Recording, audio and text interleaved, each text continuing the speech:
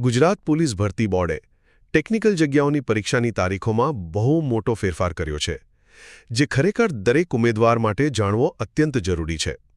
તો શું આ ફેરફાર તમારી તૈયારી માટેનો વધુ સમય છે કે પછી કોઈ મોટી અડચણ? ચાલો સીધા મુદ્દા પર જઈએ. પહેલું, સીધી વાત કરીએ નવી તારીખોની. અગાઉ જે પરીક્ષા 7મી મે 2025ના રોજ લેવાનારી હતી, એ હવે રદ થઈ છે અને નવી સંભવિત તારીખ 21મી મે 2025 જાહેર કરવામાં આવી છે. આને કોઈ નિરાશાને બદલે તૈયારી માટે મળેલા પૂરા 2 અઠવાડિયાના એક્સ્ટ્રા બોનસ સમય તરીકે જુઓ.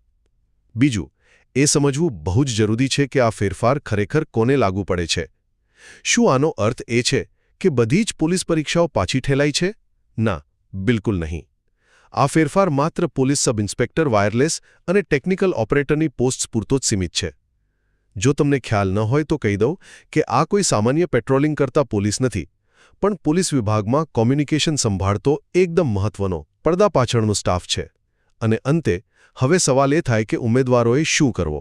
જુઓ, અત્યારે સોશિયલ મીડિયાની અફવાઓ કે પેલા ફોરવર્ડ મેસેજીસ પર ક્યારેય વિશ્વાસ ન કરતા. કોઈપણ ગેરમાર્ગે દોડતી માહિતીથી બચવા માટે સીધા સત્તાવાર વેબસાઇટ gprb.gujarat.government.in ની જ મુલાકાત લેવી.